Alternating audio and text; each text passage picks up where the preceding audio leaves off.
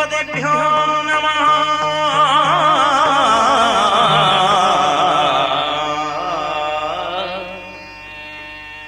ಗಜಮುಖದವಗೆ ಗಣಪಗೆ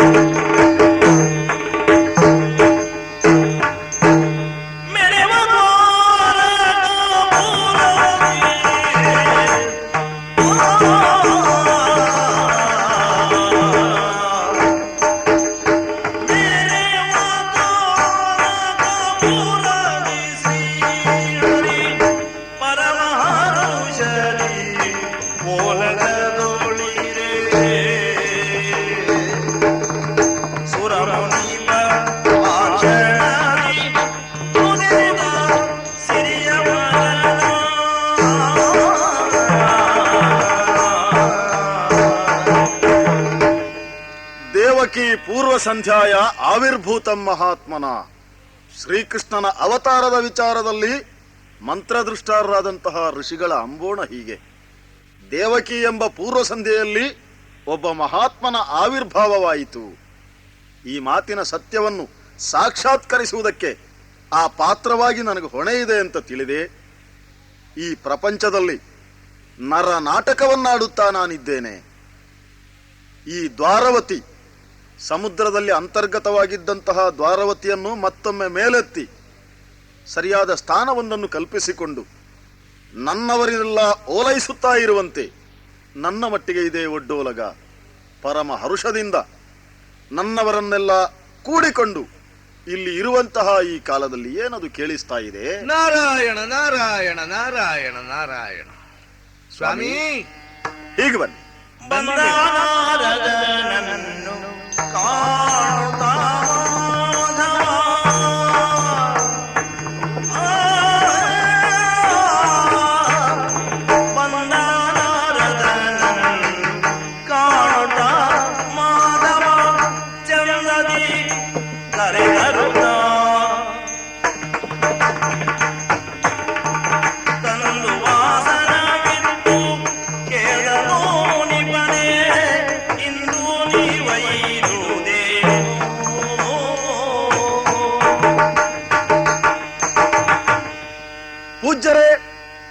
ಕೃಷ್ಣ. ಬೆಳ್ಮುಗಿಲ ಎಡೆಯಿಂದ ತೇಜಪುಂಜವೊಂದು ಧರೆಗಿಳಿದ ಹಾಗೆ ಹ್ಮ್. ಇಳಿದಿರಿ ತಾವು. ಓಹೋ. ತಮ್ಮ ಬರೋಣವನ್ನು ಗಮನಿಸಿದ ನಾನು ಹ್ಮ್. ಕುಳಿತಲ್ಲಿಂದ ಎದ್ದು ತಮ್ಮನ್ನು ಉಪಚರಿಸುವುದಕ್ಕಾಗಿ ಕರೆತಂದಿದ್ದೇನೆ. ಹ್ಮ್. ಉಚಿತ ಆಸನವನ್ನಿತ್ತಿದ್ದೇನೆ. ಯಥಾಸಾಧ್ಯವಾದಂತಹ ಉಪಚಾರಗಳನ್ನು ಮಾಡಿದ್ದೇನೆ. ಸಂತೋಷವಾಯ್ತು ಸ್ವಾಮಿ. ಆದರೆ ಹ್ಮ್. ಎಲ್ಲಿಂದ ಬಂದಿರಿ ಅಂತ ನಿಮ್ಮಲ್ಲಿ ಕೇಳಬಾರದು. ಯಾಕೋ? ಹೊರಡುವುದಕ್ಕೆ ನಿರ್ದಿಷ್ಟವಾದ ಸ್ಥಳವೇ ನಿಮಗೆ ಇಲ್ಲ. ಹ್ಮ್. ಆದರೆ ಕೇಳದೇ ಇದ್ರೆ ನನಗೆ ವಿಷಯ ಅರ್ಥ ಆಗುವುದಿಲ್ಲ. ಹಾಗಾಗಿ ಎತ್ತನಿಂದ ಬಂದವರು, ಮುಂದೆತ್ತ ಗಮನ, ನನ್ನನ್ನೇ ಉದ್ದೇಶಿಸಿ ಬಂದವರೇ, ಬೇರೆಲ್ಲಿಗೋ ಹೋಗುವವರು ಮಾರ್ಗ ಮಧ್ಯದಲ್ಲಿ ದ್ವಾರವತಿಯನ್ನು ಕಂಡು ಇಳಿದವರೇ, ತಿಳಿಸಬಹುದೇ ಸ್ವಾಮಿ? ಸ್ವಾಮಿ, ನಿನ್ನನ್ನೇ ನೋಡುವುದಕ್ಕೆಂದು ಬಂದಿದ್ದೇನೆ ಸ್ವಾಮಿ. ಏನು?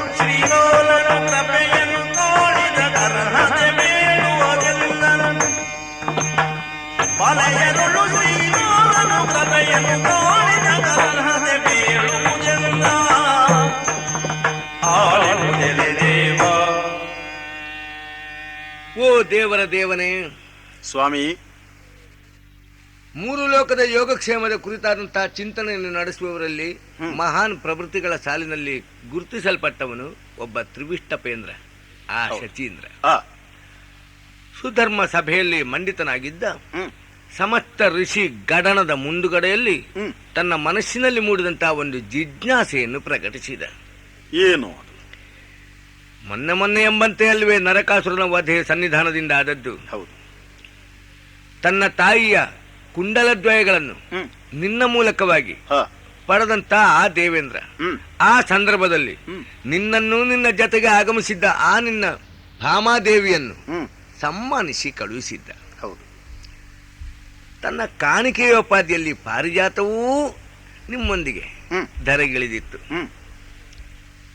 ಆಗಲೇ ಅಲ್ವೇ ನರಕಾಸುರ ವಧ ಪ್ರಕರಣದ ಪರಿಪೂರ್ಣ ಪರಿಚಯವೂ ಆದದ್ದು ದೇವೇಂದ್ರನಿಗೆ.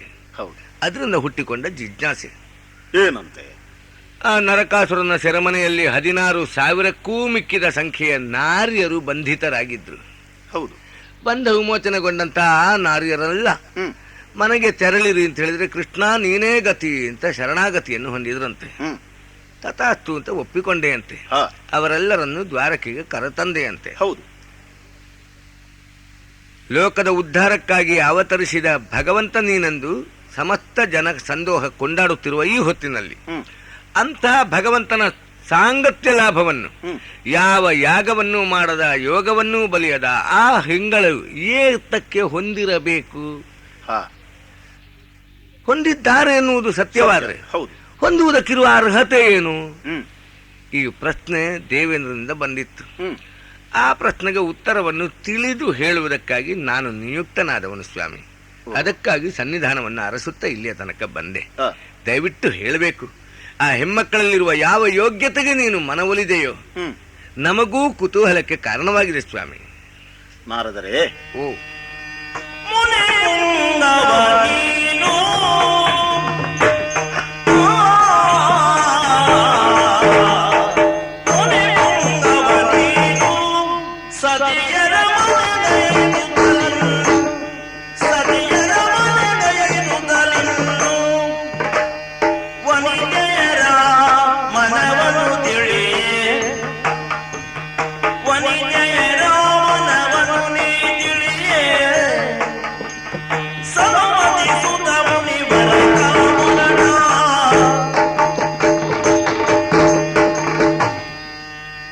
ಋಷಿಗಳೇ, ಸ್ವಾಮಿ, ನಾಡಿನ ಸಮೃದ್ಧಿಯನ್ನು ಕಂಡಾಗ ನಾಡನ್ನಾಳುವ ಅರಸನ ಯೋಗ್ಯತೆಯನ್ನು ಅರ್ಥ ಮಾಡಿಕೊಳ್ಳುವುದಕ್ಕಾಗುತ್ತದೆ. ಹೌದು. ಮನೆಯ ಗೃಹಿಣಿಯ ಮುಖದರ್ಶನದಿಂದ ಮನೆಯ ಯಜಮಾನ ಹೇಗೆ ಅಂತ ತಿಳಿಯುವುದಕ್ಕೆ ಬರುವುದಿಲ್ವೇ? ಹಾಗೆಯೇ ನಾನು ಈ 16,000 ಮಂದಿ ಹೆಣ್ಣು ಮಕ್ಕಳನ್ನು ಹೇಗೆ ಒಲಿಸಿಕೊಂಡಿದ್ದೇನೆ ಅಥವಾ ನನ್ನನ್ನವರು ಹೇಗೆ ಒಲಿಸಿಕೊಂಡಿದ್ದಾರೆ ಅನ್ನುವುದಕ್ಕೆ ನೇರವಾಗಿ ನಾನೇ ಉತ್ತರ ಹೇಳಿದ್ರೆ ಅದಷ್ಟು ರುಚಿಸಲಿಕ್ಕಿಲ್ಲ. ಓಹೋ, ಅವರದ್ದಾದಂತಹ ಸ್ವಾನುಭವವನ್ನು ನೀವಾಗಿ ತಿಳಿದುಕೊಂಡಿರಿ ಅಂತಾದ್ರೆ ಹಾ, ಬಹಳ ಸುಲಭದಲ್ಲಿ ನಿಮ್ಗೆ ಅರ್ಥವಾಗುವುದಕ್ಕೆ ಸಾಧ್ಯ ಇದೆ.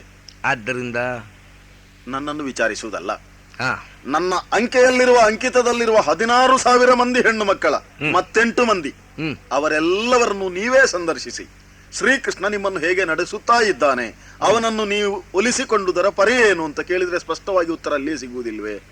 ಸತ್ಯ. ಒಲಿಸಿಕೊಳ್ಳುವುದಕ್ಕೆ ಇರುವ ಅರ್ಹತೆಯನ್ನು ಅವರ ಬಾಯಿಂದಲೇ ತಿಳಿಯುವುದು ಸಮುಚಿತವೂ ಹೌದು. ಹೌದಲ್ಲ? ಸನ್ನಿಧಾನವೇ.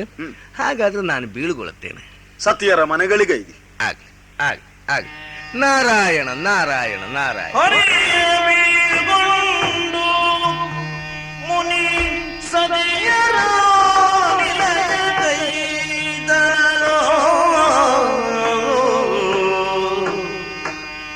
ಹರಿಯ ಬೀಳ್ಗೊಂಡಾನಿ ಸದಿಯರ ನಿಲಯಗೈದರಲು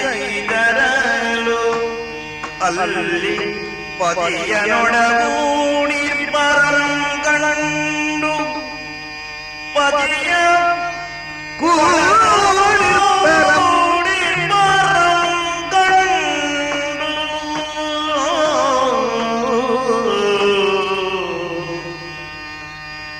ಇನಯನೋ ಪಡೆ ಸಾಧನೆಗೈದುದೇ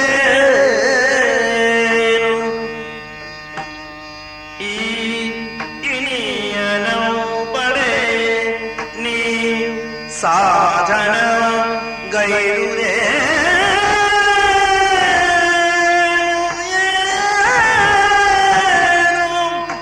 ಸಾಧನೆ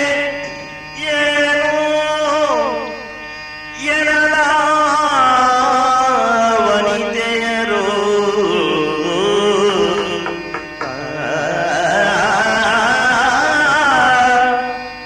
ಸುರಮುನಿಯ ನುಡಿಗೆ ಆ ವನಿತೆಯರು ಇನಿಯನೋ ಬಡೆ ಭಕ್ತಿಯೊಂದೇ ಶ್ರೀಧವನ ಪಡೆ ನಿರ್ಮಲ ಭಕ್ತಿಯೊಂದೇ ಮಾರ್ಗವೆಂದ ಆಮುಗಳಿ ಪಡೆದೆವೋ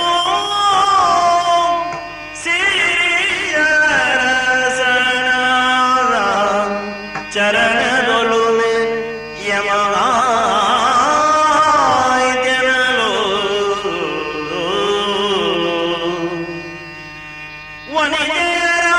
ವನಿತೆಯರಾಡಿದ ನುಡಿಗೆ ಮುನಿಪ ದೋಷಗೊಳ್ಳುತ್ತ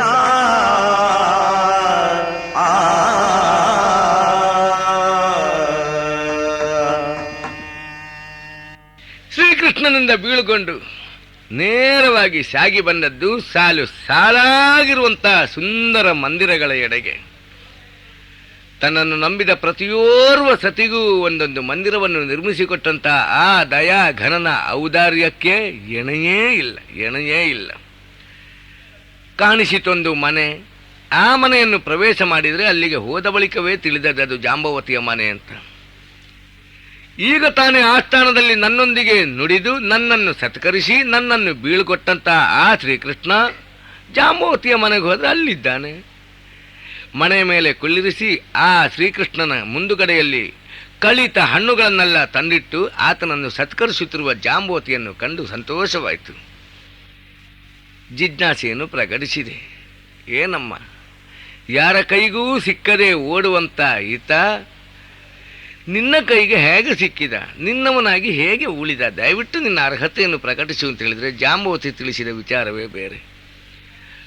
ಅವಳಿಗೆ ಕೃಷ್ಣನ ಪರಿಚಯ ಅದು ಮೊನ್ನೆ ಮದುವೆ ಆದ ಮೇಲೆ. ಅವಳ ಸಾಕು ತಂದೆಯಾದಂಥ ಜಾಂಬವ ಶ್ರೀರಾಮನ ಪರಮಭಕ್ತ. ರಾಮ ಅಂದರೆ ಏನೆಂಬುದನ್ನು ತಿಳಿದುಕೊಂಡು ಅದನ್ನು ತನ್ನ ಮಗಳಿಗೆ ಉಪದೇಶ ಮಾಡಿದ್ದ.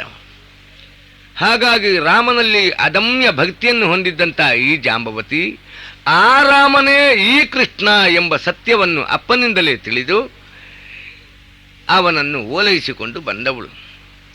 ಸ್ಯಮಂತಕ ಮಣಿಯ ಪ್ರಕರಣದಿಂದಾಗಿ ಈ ಜಾಂಬವತಿ ಶ್ರೀಕೃಷ್ಣನನ್ನು ಧವನನ್ನಾಗಿ ಪಡೆದವಳು. ಸಿಕ್ಕಿದಂಥ ಈ ಶ್ರೀಕೃಷ್ಣನನ್ನು ಭಕ್ತಿಯಿಂದ ಅರ್ಚಿಸುತ್ತಿದ್ದೇನೆ, ಆರಾಧಿಸುತ್ತಿದ್ದೇನೆ. ಹಾಗಾಗಿ ತನ್ನ ಮನೆಯನ್ನು ಬಿಟ್ಟು ಈ ಶ್ರೀಕೃಷ್ಣ ಬೇರೆತ್ತಲೂ ಹೋಗುವುದಿಲ್ಲ. ಅದೆಷ್ಟೋ ಜನ ಹೆಂಡಂದಿರಿದ್ದಾರಂತೆ, ಬೇರೆ ಯಾರ ಮನೆಗೂ ಹೋಗದೆ ತನ್ನ ಮನೆಯಲ್ಲೇ ತನ್ನ ಭಕ್ತಿಯ ಪಾಶದಲ್ಲಿ ಬಂದಿಯಾಗಿ ಕುಳಿತಿದ್ದಾನೆ ಅಂತ ಹೇಳ್ತಾಳವಳು. ಅವಳಿಂದ ಬೀಳ್ಕೊಂಡು ಮಿತ್ರವಿಂದೆಯ ಮನೆಗೆ ಹೋದರೆ ತನ್ನ ಅಣ್ಣಂದಿರಾದಂಥ ಉಪಸುಂದರು ತನ್ನನ್ನು ಯಾವನೋ ಅನ್ಯನಿಗೆ ಕೊಡುವ ಹಂಚಿಕೆಯನ್ನು ಹೂಡಿದ್ದಾಗ, ಅದಕ್ಕಾಗಿ ಸ್ವಯಂವರದ ಏರ್ಪಾಟನ್ನು ಮಾಡಿದ್ದಾಗ ಶ್ರೀಕೃಷ್ಣ ಬಂದು ಸ್ವಯಂವರದ ನಿಯಮದ ಪ್ರಕಾರ ಬಲಿತ ಹೋರಿಗಳೊಂದಿಗೆ ಹೋರಿ ಅವುಗಳನ್ನು ನಿಯಂತ್ರಿಸಿ ತನ್ನನ್ನು ಕರೆದುಕೊಂಡು ಬಂದ. ಹೀಗೆ ಯಾರಿಗೂ ಸಿಕ್ಕದೇ ಇರುವ ಕೃಷ್ಣ ತನ್ನವನಾದದ್ದಕ್ಕಾಗಿ ಕೃತಜ್ಞತಾಭಾವದಿಂದ ಭಕ್ತಿಯಿಂದ ಅವನನ್ನು ಆರಾಧಿಸ್ತಾ ಇದ್ದೇನೆ ಅಂತಾಳೆ. ಕಾಳಿಂದಿಯ ಮನೆಗೆ ಹೋಗಿ ವಿಚಾರಿಸಿದೆ. ಯಮುನೆಯ ಸುತೆಯಾದಂಥ ಆ ಕಾಳಿಂದಿಯಾದರೂ ಶ್ರೀಕೃಷ್ಣನೊಂದಿಗೆ ತನ್ನ ಮನೆಯಲ್ಲಿ ನೀರಾಟವಾಡ್ತಾ ಇರುವವಳು ನನ್ನನ್ನು ಆಗಮಿಸಿದ ಉದ್ದೇಶವನ್ನು ತಿಳಿದು ಪ್ರಕಟಿಸಿದಳು. ತಪಶ್ಚರಣೆಯಲ್ಲಿ ತೊಡಗಿದ್ದೆ ಸ್ವಾಮಿ. ದೇವ ಸಮಾಗಮದಲ್ಲೇ ಜೀವನಕ್ಕೆ ಸಾರ್ಥಕತೆ ಎನ್ನುವುದನ್ನು ತನ್ನ ತಾಯಿಯಾದಂಥ ಯಮುನೆಯಿಂದ ತಿಳಿದು ಅದಕ್ಕಾಗಿ ತಪಶ್ಚರಣೆಯಲ್ಲಿ ತೊಡಗಿದ್ದಾಗ ಈ ಶ್ರೀಕೃಷ್ಣ ಬಂದ, ತನ್ನನ್ನು ಕರವಿಡಿದು ಕರತಂದ. ಇಂಥ ದೇವೋತ್ತಮನೆನ್ನಿಸಿಕೊಂಡವನ ಕರವಿಡಿದ ಸಂತೋಷದಿಂದಲೇ ಭಕ್ತಿಯಿಂದ ಆರಾಧಿಸ್ತಾ ಇದ್ದೇನೆ. ತನ್ನ ಮನೆ ಬಿಟ್ಟು ಇನ್ನೊಬ್ಬರ ಮನೆ ಹೋಗುವುದಿಲ್ಲ ಅಂತಾಳವಳು. ಎಲ್ಲ ಹೆಂಗಳೆಯರ ಬಾಯಿಯಿಂದಲೂ ಈ ಭಕ್ತಿ ಎಂಬ ಶಬ್ದ ಪ್ರಯೋಗ ನಡೆದಿದೆ. ಮಾಹಾತ್ಮ ಪೂರ್ವಸ್ತು ಸುದೃಢ ಸರ್ವತೋಧಿಕ ಸ್ನೇಹ ಭಕ್ತಿ ಇತಿ ಪ್ರೋಕ್ತ. ಲೋಕದ ಜೀವರುಗಳ ಉದ್ಧಾರವನ್ನೇ ಲಕ್ಷ್ಯದಲ್ಲಿಟ್ಟುಕೊಂಡು ನಾನು ಭಕ್ತಿ ಸೂತ್ರಗಳನ್ನು ಈಗಾಗಲೇ ಪ್ರಚುರಪಡಿಸಿದವನಿದ್ದೇನೆ. ಇವರೇನಾದರೂ ಅಧ್ಯಯನದಿಂದ ಅದನ್ನು ತಿಳಿದವರಲ್ಲ, ಕೇವಲ ತಮ್ಮದ್ದಾದಂಥ ಬುದ್ಧಿ ಸಂಸ್ಕಾರದಿಂದಲೇ ಈ ಭಕ್ತಿಯ ಪ್ರಾಬಲ್ಯವನ್ನು ಮನಗಂಡು ಅದರಿಂದ ಶ್ರೀಕೃಷ್ಣನನ್ನು ಕಟ್ಟಿ ಹಾಕಿಕೊಂಡವರಿದ್ದಾರೆ. ಸಂತೋಷವಾಯಿತು. ಅಷ್ಟಮಹಿಷಿಯರಲ್ಲಿ ಇಷ್ಟಮಹಿಷಿ ಅನ್ನಿಸಿಕೊಂಡ ರುಕ್ಮಿಣಿಯ ಮನೆಗೆ ಹೋದರೆ ತೂಗುಯ್ಯಾಲೆಯಲ್ಲಿ ತನ್ನ ಗಂಡನನ್ನು ಕುಳ್ಳಿರಿಸಿಕೊಂಡು ಅವನ ಪಾದವನ್ನು ಒತ್ತುತ್ತಿರುವಂತಹ ರುಕ್ಮಿಣಿ ತಾನು ಶ್ರೀಕೃಷ್ಣನನ್ನು ಪಡೆದ ಬಗೆಯನ್ನು ಸ್ಪಷ್ಟವಾಗಿ ಹೇಳಿದಳು. ತನ್ನ ಅಣ್ಣ ಶಿಶುಪಾಲನಿಗೆ ತನ್ನನ್ನು ವಧುವನ್ನಾಗಿಸುವ ಹವಣಿಕೆಯಲ್ಲಿದ್ದಾಗ ದೇವರನ್ನು ಕಾಣಬೇಕು ಎಂಬ ತನ್ನ ಕಾಂಕ್ಷೆಯನ್ನು ಈಡೇರಿಸಿಕೊಡುವುದಕ್ಕೆ ದೇವರನ್ನು ತೋರಿಸುವ ಕಾಯಕದಲ್ಲಿ ನಿರತರಾದ ಪುರೋಹಿತರು ಸಹಕಾರವನ್ನು ಮಾಡಿದರು. ಅಗ್ನಿದ್ಯೋತ ನಾಮಕನಾದಂಥ ಆ ಪುರೋಹಿತನ ಕೈಯಲ್ಲೊಂದು ಓಲೆಯನ್ನು ಬರೆದು ಕಳುಹಿಸಿದೆ. ಒಂದೇ ವಾಕ್ಯ ಬರೆದದ್ದು ನಾನು. ಸಿಂಹಕ್ಕಾಗಿ ತೆಗೆದಿರಿಸಿದ ಬಲಿಯನ್ನು ನರಿಮುಟ್ಟದಂತೆ ಎಚ್ಚರಿಕೆ ವಹಿಸು ಕೃಷ್ಣ ಎಂಬ ನನ್ನ ಮಾತಿನ ತಾತ್ಪರ್ಯವನ್ನು ಅರ್ಥ ಮಾಡಿಕೊಂಡು ಆ ಶ್ರೀಕೃಷ್ಣ ಬಂದ. ಕಾಳಿಕಾಲಯಕ್ಕೆ ಬಂದಿದ್ದ ನನ್ನನ್ನು ಕರೆತಂದ. ಇಷ್ಟಮಹಿಷಿಯನ್ನೂ ಮತ್ತು ಪಟ್ಟಮಹಿಷಿಯನ್ನೂ ಆಗಿಸಿಕೊಂಡ. ಆದ್ದರಿಂದ ಇಂಥ ಅಲಭ್ಯ ಲಾಭವನ್ನು ನನ್ನ ಪಾಲಿಗೆ ಕಲ್ಪಿಸಿಕೊಟ್ಟಂತಹ ಶ್ರೀಕೃಷ್ಣನನ್ನು ಭಕ್ತಿಯಿಂದ ಅರ್ಚಿಸುತ್ತಿದ್ದೇನೆ ಅಂತಾಳವಳು. ಎಲ್ಲರ ಬಾಯಿನಲ್ಲೂ ಭಕ್ತಿ ಎಂಬ ಶಬ್ದ ಬರ್ತದೆ. ಹಾಗಾದರೆ ಭಕ್ತ್ಯಾ ತುಷ್ಯತಿ ಕೇಶವ, ಭಕ್ತಿಪ್ರಿಯೋ ಕೇಶವ. ಈ ಸಿದ್ಧಾಂತಕ್ಕೆ ನಾನು ಬರಬಹುದು. ಇನ್ನೊಂದು ಮನೆ ಉಳಿದಿದೆಯಲ್ಲ, ಯಾರ ಮನೆ? ಅಲ್ಲಿಗೆ ಹೋಗಿಯೇ ತಿಳಿದುಕೊಳ್ಳುವುದು ಒಳ್ಳೆಯದು. ಸಾಗುತ್ತೇನೆ ಆ ಕಡೆಗೆ.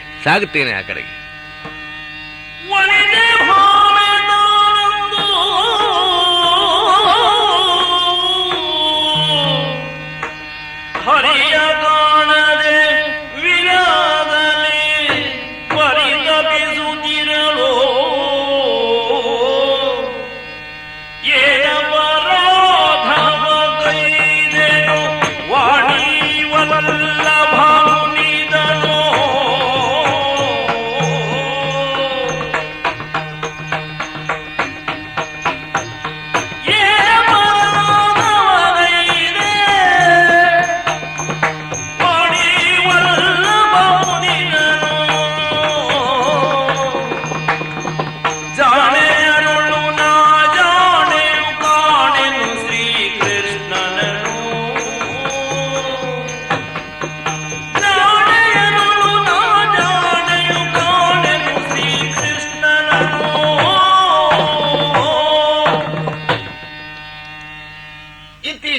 ನನ್ನ ಮನಸ್ಸಿಗೆ ನೆಮ್ಮದಿಯೇ ಇಲ್ಲವಾಗಿದೆಯಲ್ಲ.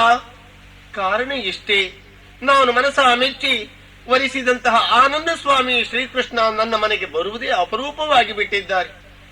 ಈ ದ್ವಾರಕ್ಕೆ ಔನ್ನತ್ಯಕ್ಕೆ ನಾನೇ ಕಾರಣಳು ಅಂದ್ರೆ ಅದು ಸ್ವಾಭಿಮಾನವಾದೀತೇ ವಿನಃ ಅಹಂಕಾರವಂತೂ ಖಂಡಿತವಾಗಲಾರದು. ಹೆಣ್ಮಕ್ಕಳನ್ನು ಬಾಮೀರು ಎಂದು ಸಂಬೋಧಿಸುವುದಿದೆ. ಸತ್ಯಭಾಮ ಹೀಗೆ ಕರೆಯುವುದು ನನ್ನನ್ನು ಮಾತ್ರ. ನನ್ನವರಿಗೆ ಹೆಣ್ಣಿರು ಅದೆಷ್ಟೋ ಮಂದಿಗಳಿದ್ದರೂ ಕೂಡ ಅವರ ಅಚ್ಚುಮೆಚ್ಚಿನ ಮಡದಿ ನಾನು ಮಾತ್ರವಲ್ಲ, ಬರುವ ಹಾಗೆ ಈ ಮನೆಯ ಹೊಸಲಕ್ಕೆ ಮೆಟ್ಟಿ ಬಂದವಳು ನಾನು.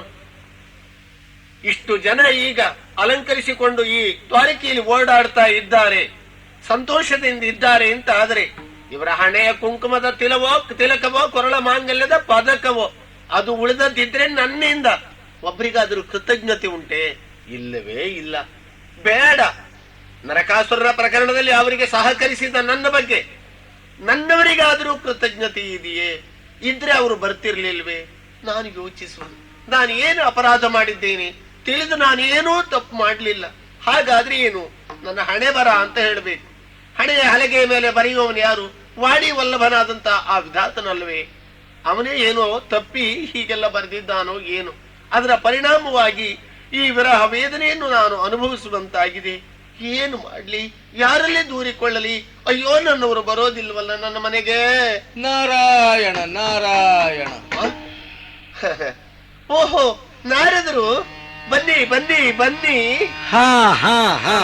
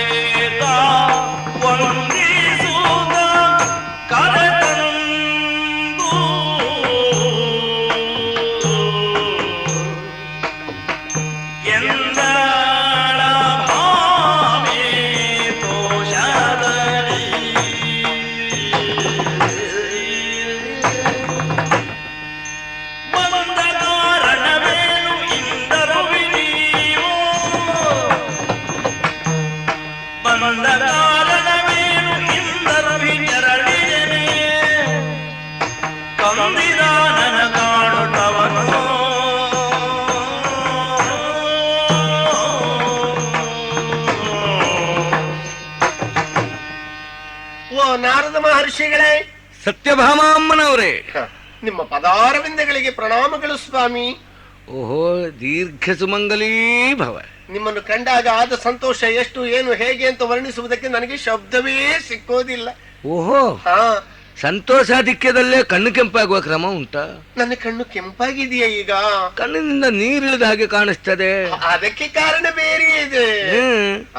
ಶ್ರೀಮಂತರು ನಾವು. ಹೌದು. ಮುತ್ತು ರತ್ನಾದಿಗಳು ನಮ್ಮ ಮನೆ ಅಂಗಳದಲ್ಲಿಯೂ ಬಿದ್ದಿದ್ದಾವೆ, ನಿಮಗೆ ಕಾಣಿಸ್ತಿರಬಹುದು. ಹಾಗೆ ಥಳಥಳಿಸುವ ಒಂದು ರತ್ನವನ್ನು ಕಂಡು ಆ ಕಡೆ ಈ ಕಡೆ ಇರುವ ಹಾತೆಗಳೆಲ್ಲ ಅದಕ್ಕೆ ಮುತ್ತಿಕೊಂಡದ್ದು. ಏನು ಅಂತ ಹೀಗೆ ನಾನು ಗಮನಿಸಿದೆ ನಾರದ್ರೆ, ಕಣ್ಣಿಗೊಂದು ಹಾತೆ ಬಿದ್ದದ್ದಲ್ಲ, ಹಾಗಾಗಿ ಆ ಕಣ್ಣು ಕೆಂಪಾದಷ್ಟೇ. ಅದಕ್ಕೆ ಹಾತೆ ಬಿದ್ದ ಕಣ್ಣು ಮಾತ್ರ ಕೆಂಪಾಗಬೇಕೇ ಹೊರತು ಇನ್ನೊಂದು ಕಣ್ಣು ಯಾಕೆ ಕೆಂಪಾಗುತ್ತದೆ? ಆಯುರ್ವೇದ ಪಂಡಿತರು ಹೇಳಿದ್ರು, ಏನು? ಯಾವ ಕಣ್ಣಿಗಾದ್ರೂ ಕಸ ಬಿದ್ರೆ ಅದನ್ನೇ ತಿಕ್ಕೊಳ್ಬಾರ್ದು, ಆ ಕಸ ಚುಚ್ಚಿಕೊಳ್ತದೆ, ಈಚೆ ಕಣ್ಣನ್ನು ತಿಕ್ಕಿಕೊಳ್ಬೇಕು ಅಂತ. ಹಾಗೆ ಈ ಕಣ್ಣು ಸ್ವಲ್ಪ ಕೆಂಪಾದ. ಫಲ ಫಲ, ಸುಶಿಕ್ಷಿತೆಯಮ್ಮ ನೀನು, ಸುಶಿಕ್ಷಿತೆ, ಸಾಕಷ್ಟು ತಿಳಿದವಳು. ಮತ್ತೆ ಮನೆಯೆಲ್ಲ ಇವತ್ತು ಕಸ ಗುಡಿಸಿದ ಹಾಗೆ ಕಾಣಿಸುವುದಿಲ್ವೋ ಅಂತ. ಎಲ್ಲ ಧೂಳು ರಾಶಿ ಬಿದ್ದ ಹಾಗುಂಟು ಮನೆಯಲ್ಲಿ. ಒಪ್ಪ ಓರಣ ಏನು ಕಾಣಿಸುವುದಿಲ್ಲ. ಏನು ನಾರದ್ರೆ, ಅದನ್ನು ಧೂಳು ಅಂತ ತಿಳಿದದ್ದು ನೀವು ಅಲ್ವೇ? ರಂಗವಲ್ಲಿಯ ಹುಡಿ ಅದೆಲ್ಲ, ಅದು ಮನೆ ತುಂಬಾ ಆದದ್ದೇನು? ಅದಕ್ಕೆ ಕಾರಣ ಹೀಗೆ ಏನು? ಉಳಿದ ಹೆಣ್ಮಕ್ಳ ಹಾಗೋ ಹೇಳಿ ನಾನು. ನೀವು ಉಳಿದ ಭಾಮೆಯರ ಹಾಗಲ್ಲ, ನೀವು ಒಬ್ಬರೇ ಸತ್ಯ ಭಾಮೆ. ಮತ್ತೆ ಉಳಿದವರೆಲ್ಲ 8 ಮೊಳದ ಸೀರೆ ಉಟ್ಟಾರು, ನಾನು 18 ಮೊಳದ್ದು ಉಡುವುದು. ಪಾಪ ಗತಿಗೆಟ್ಟವರ ಸಾಲಿನಲ್ಲಿ ನೀವು ಒಬ್ರು ಗತಿವಂತರು ಅಲ್ಲವೇ? ಹೌದೌದು. ಮಾತ್ರ ಅಲ್ಲ, ಸೀರೆಯ ನೆರಿಗೆ ಹೆಚ್ಚಾದಾಗ ನಡಿಲಿಕ್ಕೆ ಉಪದ್ರ ಆಗ್ತದೆ. ಅದಕ್ಕೆ ಸೆರಗನ್ನೇ ಸ್ವಲ್ಪ ಉದ್ದ ಬಿಟ್ಟದ್ದು ನಾರದ್ರೆ, ಅದು ಹೀಗೆ ತೇದು ನೆಲದ ಮೇಲೆ ಎಳ್ಕೊಂಡು ಬರುವಾಗ ರಂಗವಲ್ಲಿ ಎಲ್ಲ ಹೀಗದ್ದು. ಬಾಲರೆ ಪಾಪುರೆ. ಇರ್ಲಿ ಇರ್ಲಿ, ಅಂತೂ ಉಪಚರಿಸ್ತಾ ಇದ್ದಿ. ಹೌದು, ನಿಮ್ಮಂತ ಸಜ್ಜನರ ಸಂದರ್ಶನ ಅಂದ್ರೆ ಈ ಜನ್ಮದ ಪುಣ್ಯ ಅಲ್ವಂತೆ, ಜನ್ಮಾಂತರೀಯದ ಪುಣ್ಯವಂತೆ. ಆಯ್ತು, ಬಂದ್ರಲ್ಲ, ಏನು ವಿಷಯ ಅಂತ ತಿಳಿಸಿ ದಯವಿಟ್ಟು ಹೊರಟು ಹೋಗ್ತೀರಾ? ಹೋ ಅಂತೂ ವಿಷಯವನ್ನು ಹೇಳದೆ ಹೋಗ್ಲಿಕ್ಕೆ ಹೇಳಲಿಲ್ಲಲ್ಲ. ಏನೋ ಜಾಣ ನೀನು, ಹೌದು. ಮತ್ತೆ ಯಾವಾಗ ಬರ್ತೀರಿ ಅಂತ ಕೇಳಲಿಲ್ಲ. ಅಲ್ಲ, ನಾವು ಬಯಸಿದ್ರೆ ನೀವು ಬರೋದಿಲ್ಲ, ಬರಬೇಕು ಅಂದ್ರೆ ಬರುವುದಿಲ್ಲ. ನಿಂತಲ್ಲಿ ನಿಲ್ಲುವವರಲ್ಲ. ಅದರಿಂದ ತಮ್ಮ ಪ್ರಯಾಣಕ್ಕೆ ನನ್ನಿಂದ ತಡೆಬೇಡ, ಏನು ವಿಷಯ ತಿಳಿಸಿ ಹೊರಡಿ. ಹೌದೌದು. ಸತ್ಯಭಾಮ ಅಮ್ಮನವರೇ, ನಾನು ಬರುವುದಕ್ಕೊಂದು ಮಹತ್ತರ ಕಾರಣ ಉಂಟು, ಕೇಳೋಣ. ಕನ್ನೆಯರೊಳು ಸಂಪನ್ನೆ ಭಾಮೆಯೇ ಘನ ಮಹಿಮ ಶ್ರೀ ಕೃಷ್ಣನನು. ಕನ್ನೆಯರೊಳು ಸಂಪನ್ನೆ ಭಾಮೆ ಸಂಪನ್ನೆ ಸತ್ಯ ಭಾಮೆ ಗುಣ ಸಂಪನ್ನೆ ಸಂಪನ್ನೆ ಭಾಮೆ ಘನ ಮಹಿಮ ಶ್ರೀ ಕೃಷ್ಣನನು. ಘನ ಮಹಿಮ ಶ್ರೀ ಕೃಷ್ಣನನು ಸನ್ನುತಮತಿಯನ್ನಾಗಿಸಿಕೊಂಡೆ. ಘನ ಮಹಿಮನ ಸನ್ನುತಮತಿಯನ್ನಾಗಿಸಿಕೊಂಡೆ. ಉನ್ನತದರ್ಹತೆ ನಿನಗೆ. ಆತನ ಸನ್ನುತ ಪತಿಯನ್ನಾಗಿಸಿಕೊಂಡೆ. ಉನ್ನತದ ಅರ್ಹತೆ ನಿನದೇನು, ನಿನಗೇನು. ಸನ್ನುತಮತಿಯನ್ನಾಗಿಸಿಕೊಂಡಿಯ ಉನ್ನತದರ್ಹತೆ ನಿನಗೆ. ಸನ್ನುತಮತಿಯನ್ನಾಗಿಸಿಕೊಂಡಿಯ ಉನ್ನತದರ್ಹತೆ ನಿನಗೆ.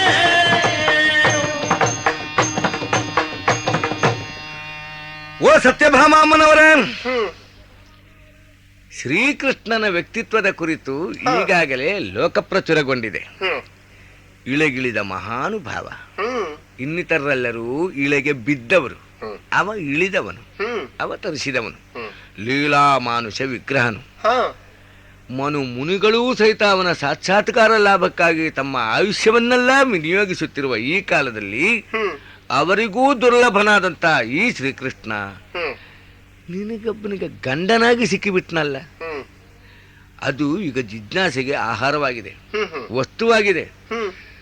ಯಾವ ಅರ್ಹತೆಯನ್ನು ಕಂಡು ಈ ಹೆಮ್ಮಕ್ಕಳಿಗೆ ಅವನು ಒಲಿದಿದ್ದಾನೆ ಅಂತ. ಉಳಿದೆಲ್ಲ ಹೆಮ್ಮಕ್ಕಳಲ್ಲಿ ಕೇಳಿ ಬರಬಹುದಿತ್ತೋ ಏನೋ. ಅವರೆಲ್ಲ ತಮ್ಮ ಅನುಭವವನ್ನು, ಅನಿಸಿಕೆಯನ್ನು ಪ್ರಕಟಿಸುವಷ್ಟು ವಾಗೀಂದ್ರಿಯ ಸಾಮರ್ಥ್ಯವನ್ನು ಹೊಂದಿದ್ದಾರೆ ಹೇಳುವ ಭರವಸೆ ನನಗೂ ಇಲ್ಲ. ಸುಮ್ಮನೆ ಮಾತಾಡ್ಲಿಕ್ಕೆ ಆಗುದಿಲ್ಲ ನಾರದ್ರೆ, ಸ್ವಲ್ಪ ಕಲಿಬೇಕು. ಆದ್ರಿಂದಲೇ ಸುಶಿಕ್ಷಿತೆಯಾದಂತ ನಿನ್ನಲ್ಲೇ ಕೇಳಿಕೊಂಡ್ರೆ ಸಮುಚಿತವಾದ ಉತ್ತರ ದೊರಕೀತು ಹೇಳುವ ತೀರ್ಮಾನದಿಂದ ನಾನು ನೇರ ನಿನ್ನ ಮನೆಗೆ ಬಂದಿದ್ದೇನೆ. ಬೇರೆ ಯಾವ ಹೆಣ್ಮಕ್ಳ ಮನೆಗೂ ಹೋಗ್ಲಿಲ್ವಾ? ಯಾಕೆ ಹೋದೇನು? ಭಾಮೆಯರಲ್ಲಿ ಸತ್ಯಭಾಮ ಎನ್ನಿಸಿಕೊಂಡ ನೀನಿರುವಾಗ ಅನ್ಯ ಭಾಮೆಯರನ್ನು ಈ ಕುರಿತಾಗಿ ಅವಲಂಬಿಸುವುದು ಕೇವಲ ಮೂರ್ಖತನವಲ್ವೇ? ನಮ್ಮಲ್ಲಿ ಪ್ರಚಾರ ಉಂಟು ನಾರದ್ರೆ, ಏನು? ಜಾಣೆಯರೊಳು ಕಡು ಜಾಣೆಯು ಈಕೆಯು ಅಂತ ತೋರಿಸುದು. ಬೇರೆ ಪ್ರಚಾರ ನಿಮ್ಮೂರಿನಲ್ಲಿ ಮಾತ್ರ ಅಲ್ಲ, ಲೋಕಾಂತರಗಳಲ್ಲಿ ಉಂಟು. ಆದ್ರಿಂದಲೇ ನಾನು ಲೋಕಾಂತರದಿಂದಲೇ ಇಳಿದು ಬಂದದ್ದು, ನಾಕದಿಂದಲೇ. ಹೇಳಮ್ಮ, ಶ್ರೀಕೃಷ್ಣನನ್ನು ಗಂಡನನ್ನಾಗಿ ಪಡಿಬೇಕಾದ್ರೆ ನಿನ್ನದ್ದಾದ ಸಾಧನೆ ಅಥವಾ ಅರ್ಹತೆ ಅಥವಾ ಯೋಗ್ಯತೆ ಏನು ಅಂತ ದಯವಿಟ್ಟು ಬಿತ್ತರಿಸಿದ್ರೆ ಸಾಕಿತ್ತು. ಕೇಳಿ ಹೋಗುತ್ತೇನೆ. ನಿಮ್ಗೆ ಇನ್ನೂ ಅರ್ಥ ಆಗಿಲ್ವಾ ನಾರದ್ರೆ? ಇಲ್ವಲ್ಲ. ನನ್ನ ಯೋಗ್ಯತೆ ಏನು?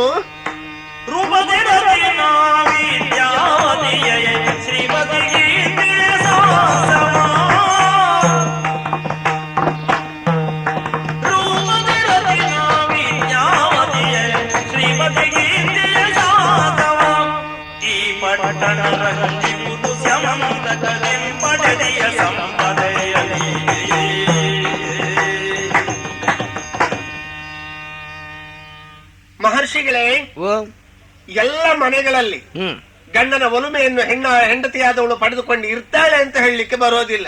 ಇಲ್ಲ, ಕಟ್ಟಿಕೊಂಡ ಕರ್ಮಕ್ಕೆ ಹಾಗೆ ಅನುಸರಿಸಿ ಜೀವನ ಸಾಗಿಸ್ತಾ ಇರ್ತಾರೆ. ಹೌದು. ನಾನು ಮಾತ್ರ ಹಾಗಲ್ಲ. ಮತ್ತೆ ನನ್ನವರನ್ನು ಒಲಿಸಿಕೊಳ್ಳುವುದಕ್ಕೆ ಏನು ಬೇಕು ಅದೆಲ್ಲವೂ ನನ್ನ ಹುಟ್ಟಿನಿಂದಲೇ ಸಿದ್ಧವಾಗಿ ಬೆಳೆದು ಬಂದಿದ್ದೇನಾದ್ರೆ. ವಿವಾಹ ಪೂರ್ವದಲ್ಲೇ ನಿನ್ನೆಲ್ಲ ಅರ್ಹತೆ ಇತ್ತು. ಮತ್ತೆ ಏನಂತ ಅರ್ಹತೆಗಳು? ಸಹಸ್ರ ವರ್ಷ ತಪಸ್ಸನ್ನು ಆಚರಿಸಿ ಸೂರ್ಯನನ್ನು ಮೆಚ್ಚಿಸಿ ನನ್ನಪ್ಪ ಶಮಂತಕ ಮಣಿಯನ್ನು ಪಡೆದರು. ಶಮಂತಂ ಕರೋತಿ ಇತಿ ಶಮಂತಕ. ಆಮೇಲೆ ನನ್ನನ್ನು ಪಡೆದರು. ನನ್ನನ್ನು ಪಡೆದದ್ದು ಅಂದ್ರೆ ಪಡೆದ ಮೇಲೆ ಗಂಡಿಗೆ ಗಂಡಾಗಿ ಹೆಣ್ಣಿಗೆ ಹೆಣ್ಣಾಗಿ ನಮ್ಮ ಅಪ್ಪನ ಮನಸ್ಸಿಗೆ ತೃಪ್ತಿ ನೀಡುವ ಹಾಗೆ ನಾನು ಬೆಳೆದು ಬಂದೆ. ಕೇವಲ ಹೆಣ್ಮಕ್ಳಿಗೆ ಬೇಕಾದ ವಿದ್ಯೆ ಮಾತ್ರ ಅಲ್ಲ, ಒಬ್ಬಳು ಕ್ಷತ್ರಿಯನಿಗೆ ಏನೆಲ್ಲ ಅವಶ್ಯ ಅಂತಹ ಶಸ್ತ್ರವಿದ್ಯೆಯನ್ನು ಶಾಸ್ತ್ರಾಭ್ಯಾಸವನ್ನು ಮಾಡಿದ ನಿಪುಣೆ ನಾನು. ವಿದ್ಯಾವತಿ ನಾನು ಹೇಳ್ಕೊಳ್ಬಾರ್ದು, ನಿಮ್ಗೆ ಅರ್ಥ ಆದೀತು ನಾನು ಮಾತಾಡುವಾಗ.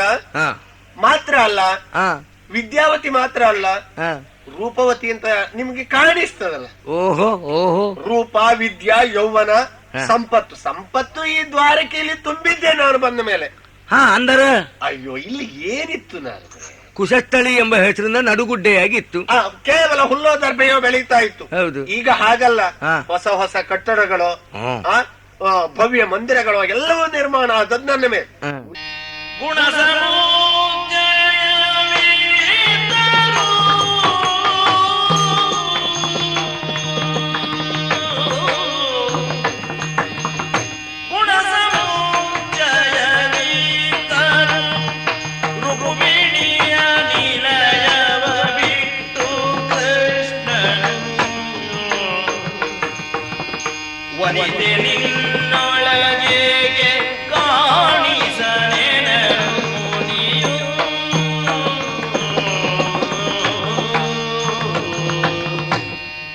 ಅಮ್ಮ ಸತ್ಯಭಾಮಾಂ, ಮುನಿ ಪೊಂಗವರೇ, ಯಥೋಚಿತವಾಗಿ ಹೇಳಿದ್ದೀಯ. ಚಂದದ ಹೆಣ್ಣು ಬೇಕು ಎಂಬ ಕಾಂಕ್ಷೆಗೆ ಒಂದು ಗಂಡು ಒಳಗಾಗುವುದು ಉಂಟಿ ಪ್ರಪಂಚದಲ್ಲಿ ಅಲ್ವೇ? ಆ ದಿಶೆಯಲ್ಲಿ ನಿನ್ನ ರೂಪ ನಿಜಕ್ಕೂ ಶ್ಲಾಘನೀಯವಾದದ್ದೇ. ಅಲ್ಲ, ಸತ್ಕುಲ ಪ್ರಸೂತೆಯಾದವಳೇ ಬೇಕು ಅಂತ ಹೇಳುವವರು ಇದ್ದಾರೆ.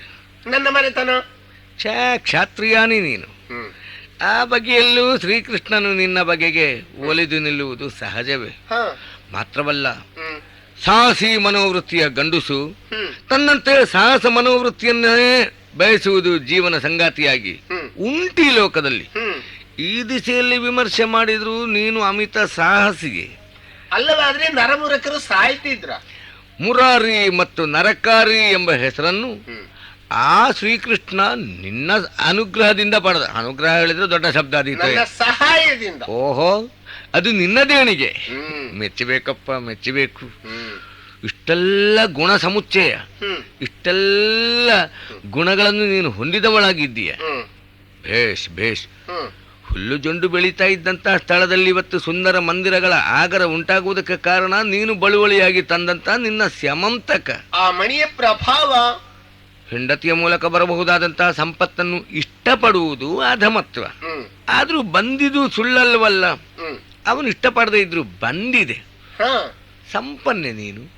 ಓ ಫಲ ಫಲ. ಆದ್ರೂ ಒಂದು ಜಿಜ್ಞಾಸೆ ಕಾಡ್ತದೆ. ಹೇಳಿ ಸ್ವಾಮಿ, ಏನು ಅಂತ? ಇಷ್ಟೆಲ್ಲ ಗುಣಗಳು ನಿನ್ನಲ್ಲಿದ್ದರು, ಆ ಕಾರಣದಿಂದಲೇ ಶ್ರೀಕೃಷ್ಣ ತನ್ನನ್ನು ಒಲಿದಿದ್ದಾನೆಂದು ಹೇಳಿಕೊಳ್ಳುವ ನಿನ್ನಲ್ಲಿ ಯಾಕೆ ಶ್ರೀಕೃಷ್ಣ ಇವತ್ತು ಕಾಣಿಸಿಕೊಂಡಿಲ್ಲ ಎನ್ನುವುದೇ ನನ್ನ ಜಿಜ್ಞಾಸೆ. ಯಾರು? ಎಲ್ಲಿ ಕಾಣಿಸುವುದಿಲ್ವಲ್ಲ ನಿನ್ನ ಯಜಮಾನ ಇಲ್ಲಿ? ನಾರದ್ರೆ, ಓ, ನೀವು ಬರುವ ಅರೆ ಕ್ಷಣ ಮೊದಲು ಅವರು ಇಲ್ಲಿಂದ ಹೋದದ್ದಷ್ಟೇ. ಇಲ್ಲೇ ಇರುವುದು ಅವ್ರು ಯಾವಾಗ್ಲೂ. ಮತ್ತಿತರ ಯಾವಳನ್ನೂ ಅವರು ಓಲೈಸುವ ಕ್ರಮವೇ ಇಲ್ಲ. ಲೆಕ್ಕಕ್ಕೆ ಅಷ್ಟೇ ಅಷ್ಟೇ. ಅವರು ನೆಚ್ಚಿಕೊಂಡು ಮೆಚ್ಚಿಕೊಂಡು ಇರುವುದು ಈ ಮನೆಯಲ್ಲಿ ನನ್ನನ್ನೇ. ಆ ಮಟ್ಟಿಗೆ ನಿನ್ನ ಔದಾರ್ಯ ದೊಡ್ಡದು. ತನ್ನ ಗಂಡ ಮತ್ತೊಬ್ಬಳ ಕೈ ಹಿಡಿತಾನೆ ಅಂತ ಗೊತ್ತಾದ್ರೆ ಯಾವ ಹೆಣ್ಣಿಗಾದ್ರೂ ಸಹಜ ಸ್ವಭಾವ ಮತ್ಸರವನ್ನು ತಳೆಯುವುದು ಅಥವಾ ಅದನ್ನು ವಿರೋಧಿಸುವುದು. ನೀನು ನಿಂತು 16,000 ಹೆಣ್ಮಕ್ಕಳ ಮದುವೆ ಮಾಡಿಸಿದವಳು ನಿನ್ನ ಗಂಡನೊಂದಿಗೆ. ನರಕಾಸುರನ ವಧಾ ಪ್ರಕರಣದ ಬಳಿಕ ಅವರೆಲ್ಲರಲ್ಲಿ ಯಾರ ಮನೆಗೂ ನಿನ್ನ ಗಂಡ ಹೋಗ್ತಾ ಇಲ್ಲ.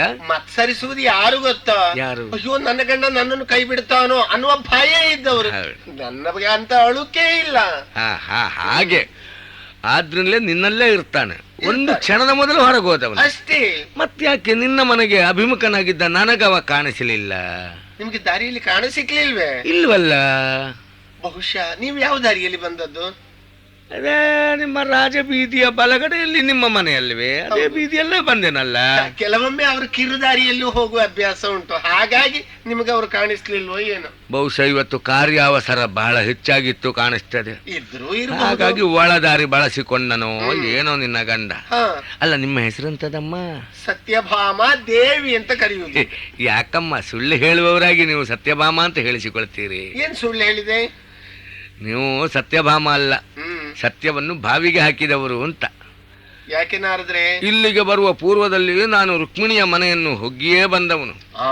ಅಲ್ಲಿ ಶ್ರೀಕೃಷ್ಣ ತನ್ನ ಇಷ್ಟಮಹಿಷಿ ಪಟ್ಟಮಹಿಷಿ ಎನ್ನಿಸಿಕೊಂಡ ರುಕ್ಮಿಣೀ ದೇವಿಯೊಂದಿಗೆ ತೂಗುಯ್ಯಾಲೆಯಲ್ಲಿ ಪವಡಿಸಿಕೊಂಡಿದ್ದದನ್ನು ಕಣದಣಿಯ ಕಂಡು ಆನಂದಿಸಿ ಅವರಿಂದ ಬೀಳ್ಕೊಂಡೇ ಈ ಕಡೆಗೆ ಬಂದವನು. ನೀನು ಈಗೊಂದು ಕ್ಷಣದ ಮೊದಲು ಹೊರಗೆ ಹೋದವರು ಅಂತ ಹೇಳ್ತೀವಿ. ಯಾಕಮ್ಮ ಇಂಥ ಸುಳ್ಳು ಹೇಳಿ ದಕ್ಕಿಸಿಕೊಳ್ಳುವ ವ್ಯರ್ಥ ಪ್ರಯತ್ನ ಮಾಡ್ತೀವಿ? ನಾರದ್ರೆ ನೀವು ಬಹಳ ಅಪಾಯಕಾರಿ. ಯಾಕೆ? ಈ ವಿಷಯ ನೀವು ನನಗೆ ಮೊದಲೇ ಹೇಳ್ಬೇಕೋ ಬೇಡವೋ? ಯಾಕೆ ಮೊದಲೇ ಹೇಳಿದ್ದಾರೆ? ನಾನು ಬೇರೆ ಏನಾದ್ರೂ ಹೇಳ್ತಿರ್ಲಿಲ್ವೋ? ಓ, ಅನ್ನುವಾಗ ಈಗ ಹೇಳಿದ್ದು ಸುಳ್ಳು ಹೇಳೋದನ್ನು ಪ್ರಾಮಾಣಿಕವಾಗಿ ಒಪ್ಪಿಕೊಂಡ ಹಾಗಾಯ್ತು. ಆಗಲ್ಲ. ಈಗ ನನ್ನ ಪ್ರಶ್ನೆಗೆ ಉತ್ತರ ಕೊಡು. ಏನು? ಅದ್ಯಾಕೆ ನಿನ್ನ ಮನೆಯಲ್ಲಿ ಇಲ್ಲ, ಅವನು ರುಕ್ಮಿಣಿಯ ಮನೆಯಲ್ಲೇ ಕುಳಿತಿದ್ದಾನಲ್ಲ?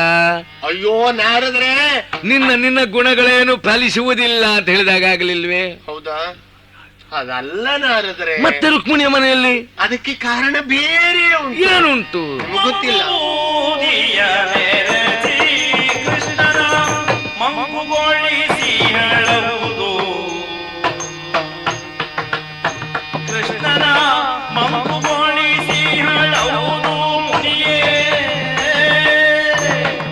ಕಳಂಕನ ಕೋರಿದಡೆ ವಶನಿಶಂಕೆಯಿಂದ.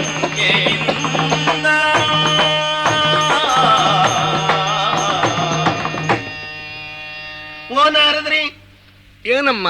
ಲೋಕಜ್ಞಾನ ಇದ್ದವರು ನೀವು. ಹೌದು. ರುಕ್ಮಿಣಿ ಮನೆಯಲ್ಲಿ ಶ್ರೀಕೃಷ್ಣ ಇದ್ದಾರೆ ಅಂತ ಹೇಳಿದ್ರಿ. ಹೌದು. ಆ ರುಕ್ಮಿಣಿ ಕೃಷ್ಣನನ್ನು ವಶಪಡಿಸಿಕೊಂಡ ರೀತಿಯಾದ್ರೂ ತಮಗೆ ಗೊತ್ತಿರ್ಲೇಬೇಕಲ್ಲ. ಅದು ಪ್ರೀತಿ, ಪ್ರೇಮ, ಭಕ್ತಿ, ಗೌರವ ಇತ್ಯಾದಿಗಳು ಅಂತ ನನ್ನ ತರ್ಕ. ನೀವೊಮ್ಮೆ ಸುಮ್ಮನಿರಿ ನಾರದರೆ, ಅದಲ್ಲವೇ ಅಲ್ಲ. ಮತ್ತಿನ್ನೇನು? ರುಕ್ಮಿಣಿ ಸ್ವಯಂವರದ ಕತೆ ಗೊತ್ತಲ್ಲ ನಿಮ್ಗೆ? ಸ್ವಲ್ಪ ದೂರದಲ್ಲಿದ್ದವ ನಾನು. ಯಾರ್ಯಾರ ಬಾಯಿಂದ ಕೇಳಿದ್ದು, ನಿನ್ನ ಬಾಯಿಂದಲೂ ಕೇಳುವ ಒಂದು ಸಿಯೋಗ ಲಭ್ಯವಾಯ್ತು, ಕೇಳಿಬಿಡೋಣ. ಆಕೆಯನ್ನ ಶಿಶುಪಾಲನಿಗೆ ಕೊಡಬೇಕೆಂದು ನಿಶ್ಚಯಿಸಿದಾಗ ಇವಳು ಯಾವನೊಬ್ಬ ಬ್ರಾಹ್ಮಣನ ಮೂಲಕ ಲೇಖನ ಬರೆದು ಕಳಿಸಿದ್ಲಂತೆ. ಓಲೆ ಓಲೆ. ಕುಂಡಿನಾಪುರ ಅಂದ್ರೆ ಮಾಯಾ ಮಂತ್ರ, ವಶೀಕರಣ ಇದಕ್ಕೆಲ್ಲ ಹೆಸರಾದ ಊರು.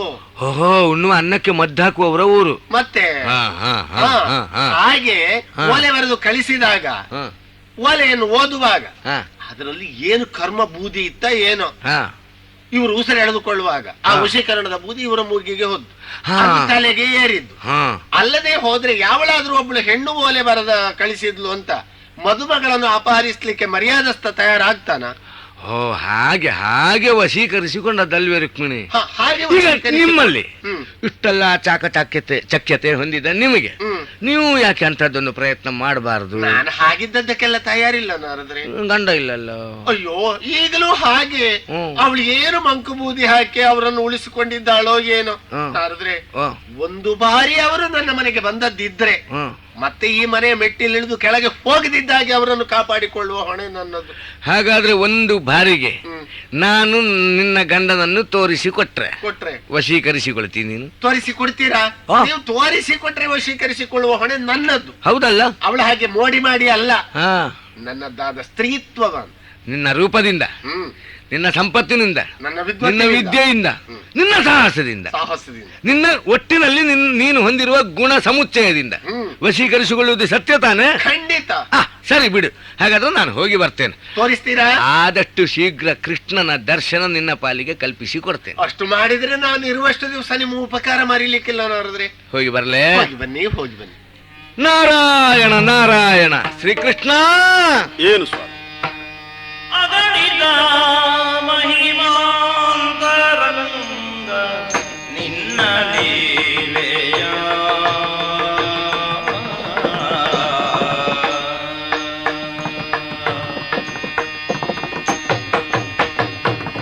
ಅಗಣಿತ ಮಹಿಮಾಂತರಂಗ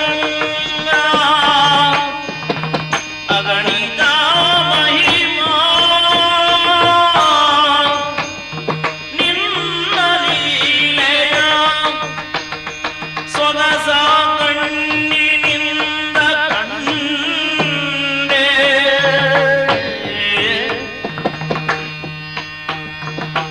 ನಿನ್ನ ಲೀಲೆಯ ಸೊಗಸ ಕಣ್ಣಿನಿಂದ ಕಂಡೆ ಕಂಡೆ ನಿನ್ನ ಮಹಿಮೆ ಕಂಡೆ ಕೃಷ್ಣರಾಯ ಸೊಗಸ ಕಂಡು ಧನ್ಯನಾದೆ ಕೃಷ್ಣರಾಯ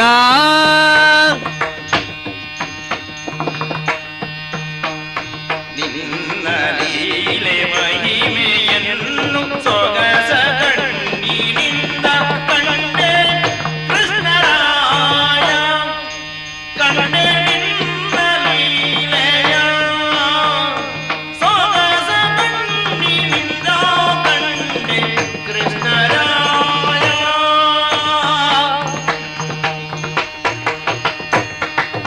ಮೊಗವ ತೋರುತ್ತಿರುವೆ ಸಕಲ ವನಿತೆಯರಿಗೆ ಮೊಗವ ತೋರುತ್ತಿರುವೆ ಸಕಲ ವನಿತೆಯರಿಗೆ ಬಗೆಬೇಕೆ ಪಕ್ಷಪಾತ ಸತ್ಯಭಾಮೆಗೆ ಬಗೆಬೇಕೆ ಪಕ್ಷಪಾತ ಸತ್ಯಭಾಮೆಗೆ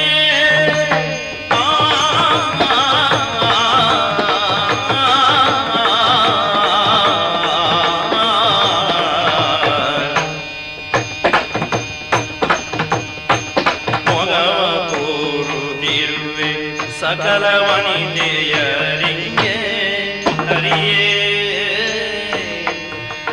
ದರ್ಶನವ ನೀಡುತ್ತಿರುವೆ ಸಕಲ ವನಿತೆಯರಿಗೆ ಬಗೆವಿರಿಯೇ ಪಕ್ಷಪಾತ ಸತ್ಯಭಾಮೆಗೆ ಏನು ಸತ್ಯಭಾಮೆಗೆ ಹರಿಯೇ ಮಹಿಮಾ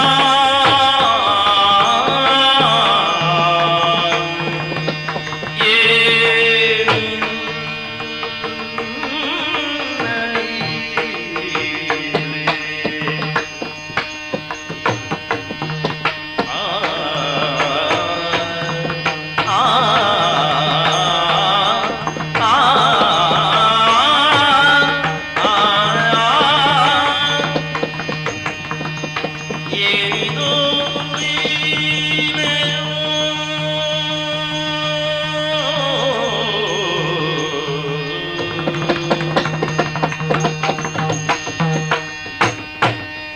ಅಗಣಿತ ಮಹಿಮಾಂತರಂಗ ನಿನ್ನ ಲೀಲೆಯೋ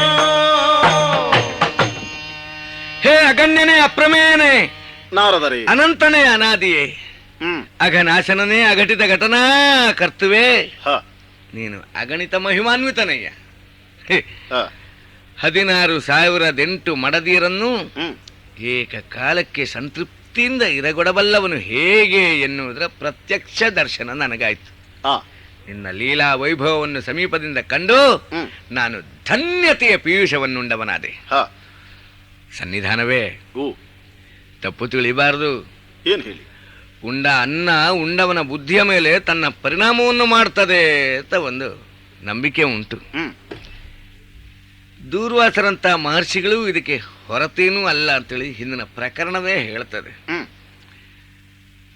ನಾನು ದೂರ್ವಾಸನಿಗಿಂತ ತೀರಾ ಭಿನ್ನನೇನೂ ಅಲ್ಲ. ಹ್ಮ್ ಸತ್ಯಭಾಮ ನಿಲಯಕ್ಕೆ ಹ್ಮ್ ಎಲ್ಲರ ಮನೆಯನ್ನು ಸಂದರ್ಶಿಸಿದ ರೀತಿಯಲ್ಲೇ ಹೋಗಿದ್ದೆ. ಹ ಅವಳು ನೀಡಿದ ಉಪಚಾರವನ್ನು ಸ್ವೀಕರಿಸಿದ್ದು ಸುಳ್ಳಲ್ವಲ್ಲ.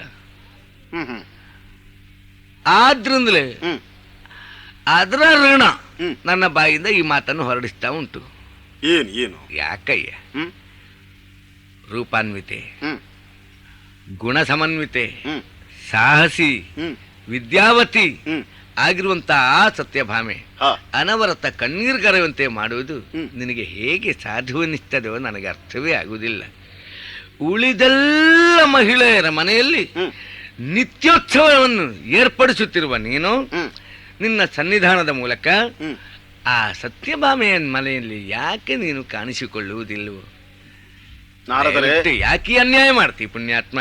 ಸಂಸಾರದ ಅನುಭವ ನಿಮಗಿಲ್ಲ, ಹ್ಮ್, ಹ್ಮ್. ಹಾಗಾಗಿ ಹ್ಮ್. ನಾನು ಆಡಿದ ಮಾತುಗಳು ನಿಮಗೆ ಅರ್ಥವಾಗುತ್ತದೋ ಇಲ್ವೋ? ನೋಡೋಣ 16,008 ಮಂದಿ ಹೆಂಗಳೆಯರನ್ನು ಹೇಗೆ ನಿಭಾಯಿಸಿಕೊಳ್ಬೇಕು ಎನ್ನುವ ವಿಚಾರದಲ್ಲಿ ಚಿಂತಿಸುತ್ತಾ ಒಬ್ಬೊಬ್ಬರ ಒಂದೊಂದು ಸಮಸ್ಯೆಗಳು, ಒಬ್ಬೊಬ್ಬರ ಮನೋಭಾವ ಒಂದೊಂದು ರೀತಿಯದ್ದು, ಅದಕ್ಕೆಲ್ಲ ಬೇಕಾದ ಹಾಗೆ ಸ್ಪಂದಿಸುತ್ತಾ ಮನಸ್ಸು ಜಿಡ್ಡುಗಟ್ಟಿ ಹೋಗಿದೆ. ಅಂದ್ರೆ ನನಗೆ ಅರ್ಥ ಆಗ್ಲಿಲ್ಲಲ್ಲ. ಲೀಲೆಯೆಂಬ ಬೆಸರಿನಿಂದ ಶೂಲ ಸುಡುತ್ತಿದೆ, ಲೀಲೆಯೆಂಬ ಬೆಸರಿನಿಂದ ಶೂಲ ಸುಡುತ್ತಿದೆ, ಹಾಳು ಮಸಣಲೆ ಸುಯಂಬ ಭಾವ ಬಲಿದಿದೆ, ಹಾಳು ಮಸಣಲೆ ಸುಯಂಬ ಭಾವ ಬಲಿದಿದೆ, ಶೀಲ ಮುನಿ ನೀನು ಬರಲು ಒಳ್ಳೆದಾಯಿತು, ಬಹಳ ಚೆನ್ನಾಯಿತು. ಶೀಲ ಮುನಿ ನೀನು ಬರಲು ಒಳ್ಳೆದಾಯಿತು, ಕಾಲ ನಿನ್ನ ಜೊತೆಗೆ ಕಳೆವ ಮನಸ್ಸು ಮೂಡಿತು, ಕಾಲ ನಿನ್ನ ಜೊತೆಗೆ ಕಳೆವ ಮನಸ್ಸು ಮೂಡಿತು. ನಾರದರೆ, ಓಂ. ಒಬ್ಬೊಬ್ಬ ಹೆಂಡಂದಿರ ಒಂದೊಂದು ಸಮಸ್ಯೆಗಳನ್ನು ನಿಭಾಯಿಸುತ್ತಾ ಈ ಸಂಸಾರದ ಬಂಧನವೇ ಬೇಡ, ಇದನ್ನು ಕಳಚಿ ಬಿಡೋಣ ಅಂತ ನನಗೆ ಅನ್ನಿಸಿದೆ. ಹಾಯಾಗಿ ನಿದ್ರೆ ಮಾಡುವಂತ ಮಿತ್ರವಿಂದೆಯ ಮನೆಗೆ ಹೋದ್ರೆ ನರ್ತಿಸುವ ಅಂತ ಹೇಳ್ತಾಳೆ ಅವಳು. ಉಂಡ ಮೇಲೆ ಬಾಯಿಗೆ ಮತ್ತಷ್ಟು ತುರುಕುವವಳು ಜಾಂಬವತಿ ಎಂಬ ಮತ್ತೊಬ್ಬ ಹೆಂಡತಿ. ಇನ್ನೊಬ್ಬಳಂತೂ ಅರೆಕ್ಷಣದ ವಿಶ್ರಾಂತಿಯನ್ನು ನನಗೆ ಒದಗಿಸುವವಳಲ್ಲ, ಮತ್ತೊಬ್ಬಳು ನನ್ನ ತಲೆಯನ್ನು ತಿನ್ನುವುದಕ್ಕೆ ಸಿದ್ಧಳಾಗ್ತಾಳೆ. ಈ ಸಮಸ್ಯೆಯಿಂದ ಒಮ್ಮೆ ಬಿಡುಗಡೆ ಹೊಂದಬೇಕು, ಎಲ್ಲಾದ್ರೂ ಮಸಣದಲ್ಲಿ ಹಾಳಾಗಿ ಹೋಗುವ ಅಂತ ಅನಿಸುವುದು ನನಗೆ. ಇವರೆಲ್ಲರೂ ಹೀಗೆ, ಇನ್ನು ಸತ್ಯಭಾಮೆಯ ಮನೆಗೆ ಹೋದ್ರೆ ಇನ್ನೆಷ್ಟೋ. ಹೌದು, ಅದ್ರಿಂದ ಅಲ್ಲಿಗೂ ಹೋಗೋದೇ ಬೇಡ ಅಂತ ಅನ್ನಿಸಿದೆ. ಈ ಊರಿಗಿಂತ ಹಾಳು ಮಸಣವೇ ಲೇಸು ಎನ್ನುವಷ್ಟ ಮಟ್ಟಿಗೆ ನೀನು ಮುಟ್ಟಿದ್ಯಾ. ವಿರಕ್ತಿ, ವೈರಾಗ್ಯ ಬೇಡ ಅಂತ.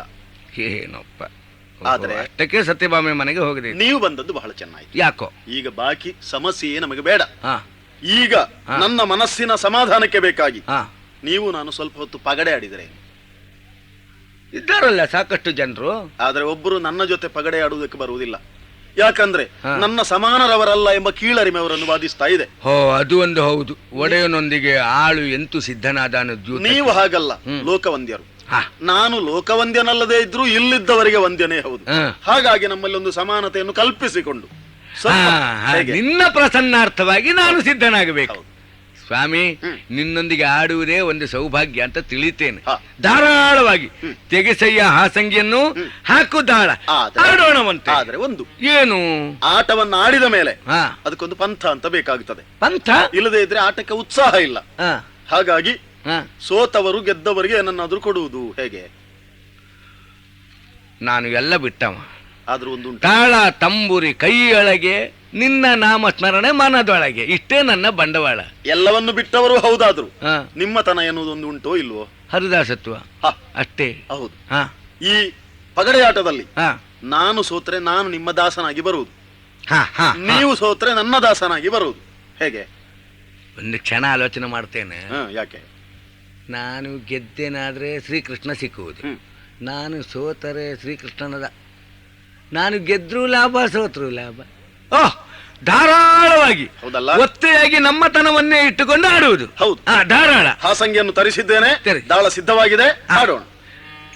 ಕೂಡಿಸಿ ಕಳೆದು ಗುಣಿಸಿ ಬಾಗಿಸಿ ನೋಡಿದ್ರೆ ಶ್ರೀಕೃಷ್ಣ ನೀನು ಸೋತಿದ್ದಿ, ನೀನು ನನ್ನ ದಾಸ.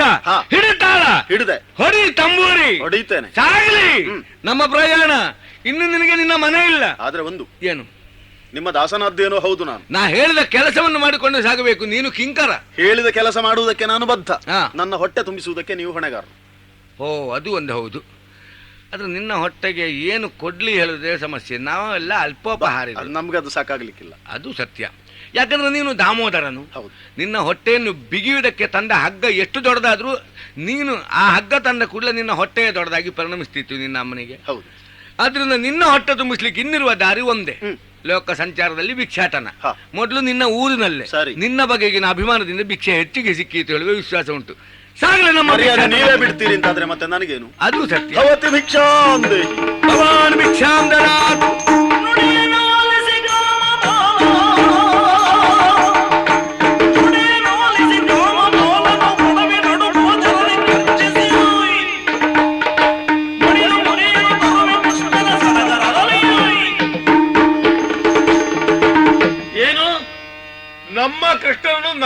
ಕರ್ಕೊಂಡು ಹೋದ್ರ. ಏನು ಮಕ್ಕಳಾಟಿಕೆ ಇದು? ಇಲ್ಲಿವರೆಗೂ ಮುಟ್ಟಿದ ಕೃಷ್ಣನ ಸಂಸಾರದೊಳಗೇನಿದ್ದು. ನಾನು ಬೇಡ ಬೇಡ ಅಂತ ಕೈ ಹಾಕಿ 4 ಸಲ ಬಿಟ್ಟವ ಇದನ್ನು. ಇದೆಂತದ್ದಿದು? ದ್ಯೂತದಲ್ಲಿ ದಾಸ್ಯದಲ್ಲೇ ಕರ್ಕೊಂಡು ಹೋಗುದು, ಇಬ್ರು ಬೇಡುವುದು. ಛಟ್ ಹೊಲಸು. ಇದು ಆಟ ಅಲ್ಲ, ಸೋಲಲ್ಲ. ಏನೋ ಮಂಕುಬೂದಿ ಎರಚಿ ನಾರದ ಅವನನ್ನು ಕರ್ಕೊಂಡು ಹೋಗಿದ್ದಾನೆ. ಇವ ಭಕ್ತಪರಾಧೀನ ಅಂತ ಹೊಗಳಿಸಿಕೊಳ್ಳಿಕ್ಕೆ ಇವ ಹೋಗಿದ್ದಾನೆ. ಹಲ ಮುಸಲ 2 ಹಿಡ್ಕೊಂಡೋಗಿ ಆ ನಾರದನ ತಾಳ ತಂಬೂರಿ ತಾಳೆ ಒಟ್ಟಿಗೆ ಹೊಡಿತಾರೆ. ಯಾರಲ್ಲಿ? ನಾರದ ಮಹರ್ಷಿ.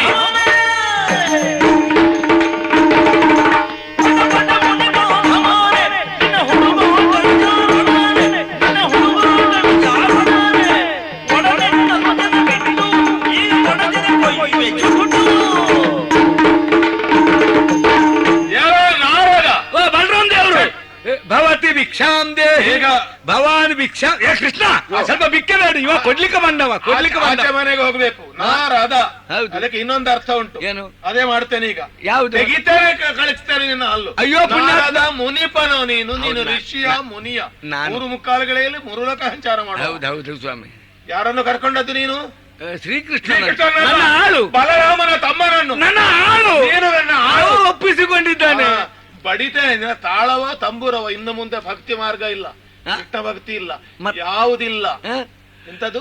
ಅಯ್ಯ ಕೃಷ್ಣ ಪಾದ ಮಸ್ತಕ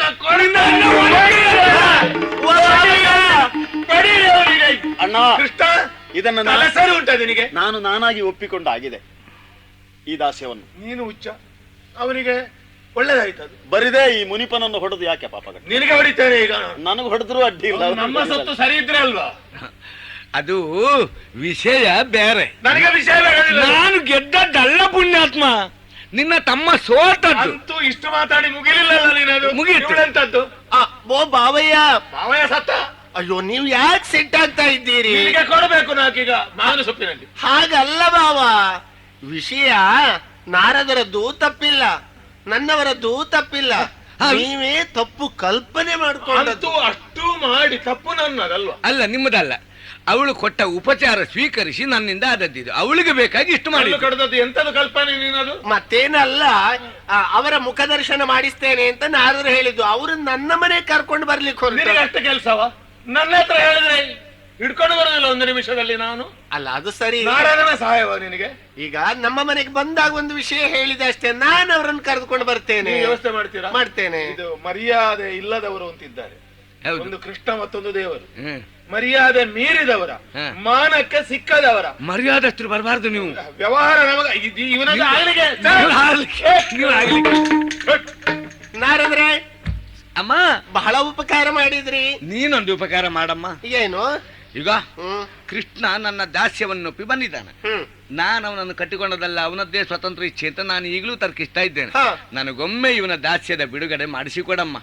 ನಾನು ಅವ್ರನ್ನ ಕರೆದುಕೊಂಡು ಹೋಗ್ತೇನೆ. ಅದು ಒಂದುಂಟು, ನೀ ಕರ್ಕೊಂಡು ಹೋಗ್ತೇನೆ ಹೇಳಿದ್ರು ಅವ ಬರುವುದಿಲ್ಲ. ಯಾಕೆ? ಅಪಹಾರ ದೋಷ ಬರುವುದಿಲ್ವೋ? ಪ್ರಾಮಾಣಿಕವಾಗಿ ದ್ಯೂತದಲ್ಲಿ ಸೋತು ದಾಸ್ಯವನ್ನೊಪ್ಪಿಕೊಂಡ ಮೇಲೆ ಹಾಗೆ ಸ್ವಾತಂತ್ರ್ಯ ಕೊಡ್ಲಿಕ್ಕೆ ಬರುವುದಿಲ್ಲಮ್ಮ. ಬಿಡಿಸಿಕೊಂಡು ಹೋಗುವುದಕ್ಕೆ ನಿನ್ನ ಅರ್ಹತೆ ಏನೆಲ್ಲ ಉಂಟು ಅದನ್ನು ತೋರ್ಪಡಿಸಿಕೊಡು. ಹೌದಾ ಸ್ವಾಮಿ ಇವ್ರು ಹೇಳೋದು? ಹೌದು. ಹೌದಾ? ಆದೀತು. ನಾರದ್ರೆ ಬದಲಿ ವ್ಯವಸ್ಥೆ ನಿಮ್ಗೆ ಏನಾಗ್ಬೇಕು ಹೇಳಿ. ಏನಿಲ್ಲ, ನಿನ್ನ ಸಾಮರ್ಥ್ಯ ಇದ್ರೆ ಅವನನ್ನು ಬಿಡಿಸಿಕೊಳ್ಬಹುದು. ಸಾಮರ್ಥ್ಯ? ಹೌದು. ಹೌದಾ? ಯಾರಲ್ಲಿ ತೋರಿಸಬೇಕು? ನಿಮ್ಮಲ್ಲಿಯಾ? ಕ್ಷತ್ರಿಯಾನೇ ನಾನು. ನಿಮ್ಮಲ್ಲಿ ತೋರಿಸೇನು, ಕೂಡಿದ್ರೆ ಅವರಲ್ಲಿ ತೋರಿಸೇನು?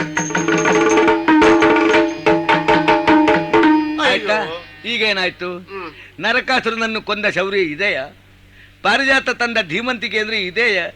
ಹೇ ತಾಯೇ, ನಿನ್ನ ರೂಪದಿಂದ ವಶೀಕರಿಸಿಕೊಂಡವಳು ಅಂತ ಹೇಳಿಕೊಂಡಿ. ಈಗಲೂ ಆ ರೂಪಕ್ಕೇನು ಕೊರತೆ ಬರ್ಲಿಲ್ವಲ್ಲ?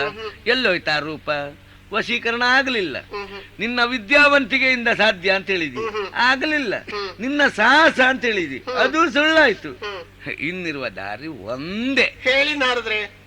ಹೇ ತಾಯೇ, ಬರಿದೆ ಯಾಕೆ ನೀನು ಬಳಲಬೇಕು? ಶ್ರೀಕೃಷ್ಣನ ಭಾರದಷ್ಟು ಭಾರದ ಅಮೂಲ್ಯ ವಸ್ತುವನ್ನು ನನಗೆ ಒದಗಿಸಿಕೊಟ್ರೆ ಪ್ರಾಮಾಣಿಕವಾಗಿ ಕೃಷ್ಣನನ್ನು ಬಿಟ್ಟು ಕೊಡ್ತೇನೆ. ಇಷ್ಟನ್ನು ನಾನು ಬಂದಾಗ್ಲೇ ಹೇಳ್ಬೇಕಾ ಬೇಡವಾ? ಬನ್ನಿ ನನ್ನ ಮನೆಗೆ, ನಾನು ಕೊಡ್ತೇನೆ ಏನು ಬೇಕು ಅಂತ. ಹೌದಾ? ಅಮೂಲ್ಯವಾದ ವಸ್ತು ಶ್ರೀಕೃಷ್ಣನ ಭಾರದಷ್ಟು. ಅದಕ್ಕಾಗಿ ದೊಡ್ಡ ತಕ್ಕಡಿ ತರಿಸು. ನವರತ್ನಗಳನ್ನೇ ಸುರಿಯುತ್ತೇನೆ. ಯಾರಲ್ಲಿ ದೊಡ್ಡ ತಕ್ಕಡಿ ತನ್ನಿ, ಒಂದು ಕಡೆ ಅವರನ್ನು ಕುಳ್ಳಿರಿಸಿ. ಅಯ್ಯೋ ಏನು ಮಾಡಿದ್ರು ಬಿತ್ತಲ್ಲ ಕನಕದ ರಾಶಿ, ಹಾ. ಏನು ಪ್ರಯೋಜನ? ಇನ್ನೇನ್ ಮಾಡ್ಬೇಕು ಅಂತ ನನಗೆ ಸಿಕ್ಕಿದ ತಿಳಿದ. ಅವಕಾಶದಲ್ಲಿ ದಕ್ಕಿಸಿಕೊಳ್ತೇನೆ ಗಂಡನನ್ನು ಅಂತ ನೀನೇ ಹೇಳಿದ್ದು, ಅದು ಸುಳ್ಳಾಗಿ ಹೋಯ್ತು. ಈಗಲೂ ಕಾಲ ಮಿಂಚಿಲ್ಲ. ಏನ್ ಮಾಡ್ಲಿ? ಆ ಮಾಟ ಮಂತ್ರ ಮಾಡುವವಳು ಇಬ್ಬಳಿದ್ದಾಳೆ ಹೇಳಿದಾಳಲ್ಲ, ಹೇಳಿದ್ಯಲ್ಲ, ನೋಡುವ ಮಂತ್ರಕ್ಕೆ ಮಾವಿನಕಾಯಿ ಉದುರುತ್ತದೋ ಇಲ್ವ ಅಂತ ನಿನಗೂ ನೋಡಿಕೊಂಡ ಹಾಗಾಗ್ತದೆ. ಅವಳನ್ನೇ ಕರೆಸು. ಓ ಅಕ್ಕ ರುಕ್ಮಿಣಿ ದೇವಿ, ತಂಗಿ ನಿನ್ನ ಕಾಲಿಗೆರಗಿದನಮ್ಮ. ಹೇಳಮ್ಮ. ನನಗಿಂತ ಮೊದಲು ಈ ಮನೆ ತುಂಬಿ ಬಂದವಳು ನೀನು, ಪಟ್ಟದ ರಾಣಿ. ನಾನು ನಿನ್ನನ್ನು ಕಡೆಗಣಿಸಿದ್ದೆ, ನಿನ್ನ ಬಗ್ಗೆ ಅಲ್ಲಸಲ್ಲದ ಮಾತುಗಳನ್ನಾಡಿದ್ದೆ. ನನ್ನನ್ನು ಕ್ಷಮಿಸಬೇಕು, ನಮ್ಮ ಪತಿದೇವನನ್ನು ಉಳಿಸಿ ಕೊಡಬೇಕು. ಅಯ್ಯೋ, ಪತಿದೇವರಿಗೆ ಈ ಪರಿಭವವೇ ಸ್ವಾಮಿ? ಪಾಡೆ ಸತತ ಎನ್ನ ಮನೆಯೊಳಾಡುತ್ತಿರುವನೇ, ಪಾಡೆ ಸತತ ಎನ್ನ ಮನೆಯೊಳಾಡುತ್ತಿರುವನೇ, ಗಾಡಿಗಾರ ನಿನ್ನ ಓಡಿ ಬಾಳ್ವೆನೆ, ಗಾಡಿಗಾರ ನಿನ್ನ ಓಗಾಡಿ ಬಾಳ್ವೆನೆ, ಗಾಡಿಗಾರ ನಿನ್ನ ಓಗಾಡಿ ಬಾಳ್ವೆನೆ. ಪ್ರಾಣೇಶ್ವರ, ದ್ವಾರಕಾಧೀಶನಾದಂತಹ ನೀನು ಸದಾ ಆನಂದದಿಂದ ನನ್ನ ಮನೆಯಲ್ಲಿ ಆಡುತ್ತಾ ಇದ್ದವ. ಸಂತ್ರಸ್ತರ ಕಣ್ಣೀರನ್ನುರಿಸ್ತಾ ಇರುವಂತಹ ಕರುಣಾಸಾಗರ ನೀನು. ನಿನಗೆ ಈ ಸ್ಥಿತಿ ಆಯಿತೇ ಸ್ವಾಮಿ? ನಿನ್ನನ್ನು ಕಳೆದುಕೊಂಡು ನಾನು ಹೇಗೆ ಬಾಳ್ಲಿ, ಹೇಗೆ ಬಾಳ್ಲಿ? ಅಮ್ಮ ರುಕ್ಮಿಣಿ ಅಮ್ಮ, ಸ್ವಾಮಿ ನಾರದರೆ, ಬಹಳ ಸುಲಭ ಉಂಟಮ್ಮ. ಏನು? ಅವನನ್ನು ನೀನು ಪಡೆಯುವುದಕ್ಕೆ ಈಗಲೂ ದಾರಿ ಹೆದ್ದಾರಿ ಎಂದೇ ಪರಿಣಮಿಸಿದೆ. ಯಾವ ದಾರಿ ಹೇಳಿ? ನಾನು ಅವಳಿಗೆ ಹೇಳಿದ್ದೆ, ಆ. ಶ್ರೀಕೃಷ್ಣನ ಭಾರದಷ್ಟು ಭಾರದ ಅಮೂಲ್ಯ ವಸ್ತುವನ್ನು ನನಗೆ ಒದಗಿಸಿಕೊಟ್ರೆ ಸಾಕು, ಕೃಷ್ಣನನ್ನು ಬಿಟ್ಟು ಕೊಡ್ತೇನೆ, ಅವನ ಸ್ವಾತಂತ್ರ್ಯವನ್ನು ಪುನಃ ಹಿಂದಿರುಗಿಸ್ತೇನೆ ಅಂತ ಹೇಳಿದ್ದೆ. ನೋಡು, ಆಕಾಶದಷ್ಟು ಎತ್ತರಕ್ಕೆ ಚಿನ್ನದ ರಾಶಿ ಬಂದು ಬಿದ್ದಿದೆ ತಕ್ಕಡಿಯ ತಳಿಗೆ ಮೇಲೆ. ಆದ್ರೂ ಮೇಲೆ ಶ್ರೀಕೃಷ್ಣ ಕೂತ ತಟ್ಟೆ ಮಾತ್ರ ಮೇಲಕ್ಕೆ ಏಳುವುದಿಲ್ಲ. ಇನ್ನು ನಿನ್ನ ಪಾಳಿ ಸತ್ಯಭಾಮೆಯನ್ನು ಅನುಸರಿಸಿ ಆ ಎಲ್ಲ ವನಿತೆಯರು ತಮ್ಮ ತಮ್ಮಲ್ಲಿರುವಂತಹ ಕನಕದ ಆಭರಣಗಳನ್ನೆಲ್ಲ ತಂದು ಹಾಕಿದ್ರು, ಆದ್ರೂ ಮಿಸುಕಲಿಲ್ಲ. ಆದ್ರಿಂದ ಈಗ ನೀನೇನು ಮಾಡ್ತೀಯೋ ಮಾಡು ಸ್ವಾಮಿ. ಶ್ರೀಕೃಷ್ಣನ ತಟ್ಟೆ ಏಕೆ ಏಳುತ್ತಿಲ್ಲ ಹೇಳುದು ನಿನಗೆ ಗೊತ್ತಮ್ಮ. ಸಂಪತ್ತಿನಿಂದ, ಅಹಂಭಾವದಿಂದ, ಅಹಂಕಾರದಿಂದ ನಾನು ಇದನ್ನು ಮಾಡ್ತೇನೆ ಅಂತ ತಿಳಿಯುವುದಿಲ್ಲ. ಭಕ್ತಿಯಿಂದ, ಪ್ರೇಮದಿಂದ, ಪ್ರೀತಿಯಿಂದ ಅವರನ್ನು ಉಳಿಸಿಕೊಂಡವಳು ನಾನು.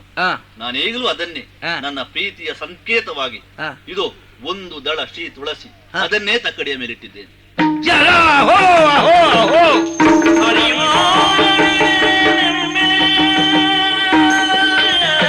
ಏನಮ್ಮ, ಅಷ್ಟು ದೊಡ್ಡ ಹೊನ್ನರಾಶಿ ಆದ್ರೂ ನನ್ನ ಪಾಲಿಗೆ ಆಗುತ್ತಿತ್ತು ಸಾಕು ಅಂತ ಒಪ್ಪಿಕೊಂಡದಿದ್ರೆ, ಬರೇ 2 ದಳ ತುಳಸಿ ಮಾತ್ರ ಪ್ರಾಪ್ತವಾಯ್ತಲ್ಲ. ಈಗ ಹೇಗಿದು ಅಮೂಲ್ಯ ಎನ್ನುವುದರ ವಿವರಣೆಯನ್ನು ಸನ್ನಿಧಾನವೇ ಕೊಡಬೇಕು. ತುಳಸಿ ಸಿಕ್ಕಿತ್ತು ಅಂತ ನೀವು ಅಪಮೌಲ್ಯ ಮಾಡಬೇಡಿ. ಮತ್ತೆ ಕೃಷ್ಣನ ಭಾರದಷ್ಟು ವಸ್ತು ಬೇಕು ಅಂತ ಕೇಳಿದ್ದಲ್ಲವೇ? ಹೌದು. ಅವನ ಭಾರವನ್ನು ಸಮತೂಗುವಂತಹ ಈ ತುಳಸಿಯಲ್ಲಿ ಆ ಮೌಲ್ಯ ಉಂಟು ಸ್ವಾಮಿ.